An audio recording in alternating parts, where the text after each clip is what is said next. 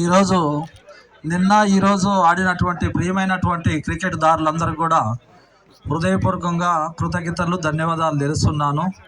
ప్రతి నిమిషం గెలవాలని పోరాటం ఈ యొక్క క్రికెట్ స్టేజ్ నుంచే మీకు వయసు అయిపోయి పెండాల చంద్రబాబు గారు ఇందాక చెప్పారు కదా, ఆ స్టేజ్ వరకు గెలుపు ఓటములు దాదాపు 25 టీములు ఆడితే చివరికి వచ్చింది ఒక భాగ్యలక్ష్మి అమ్మవారు చార్మినార్, 2 పెద్దమ్మ తల్లి అమ్మవారు జూబ్లీ హిల్స్.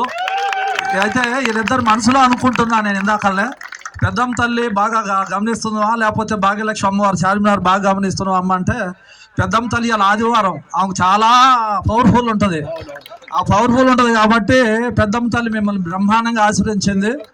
ఈరోజు కూడా యోని అమావాస్య, ఆ సందర్భంగా మాడిశెట్టి రామస్వామి గారు మా పెద్దమ్మ గారు జ్ఞాపకార్థంగా యోని అమావాస్య సందర్భంగా వారి యొక్క ఆత్మ శాంతి కలగాలని నేను మనస్ఫూర్తిగా కోరుకుంటున్నాను.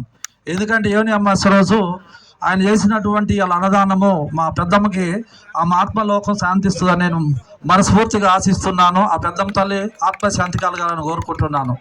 ఇంకోటి, ఈ కప్పు నా పేరు ఆల్రెడీ దాని మీద రాసింది, నేను ఇటు బాగుండదు. అందుకనే కుల పెద్దలు కుల సంఘానికి అన్ని విధాలుగా అన్ని రంగాల్లో మన సంఘాన్ని ముందు నడిపించి ఒక దాదాపు 8 లక్షల మంది జనాభాకి ఒక మాజీ అధ్యక్షుడు పెండాల చంద్రమోహన్ గారు పేరులోనే ఉంది. చాలా పెద్ద మనసున్న వ్యక్తి పెండాల చంద్రమోహన్ గారు అంటే చాలా గొప్ప వ్యక్తి. ఆయన చేసినటువంటి కార్యక్రమాలు తలుచుకుంటే మనకి పెళ్ళిళ్ళు చేయటం ఒక ఎత్తు అయితే, మేరుభవనాన్ని తీర్చిదిద్ది ఒక ఆనంద నీలంగా మార్చినటువంటి పెద్ద మనసున్న మహారాజు. ఆ తర్వాత పొడిశెట్టి నరసింహరావు గారు ఒక ట్రస్ట్ చైర్మన్, తర్వాత మాడిశెట్టి రామస్వామి గారు, ఆయన కూడా దాత అన్నదాత అన్నిట్లలో కూడా చాలా గొప్పగా ఉంటాడు.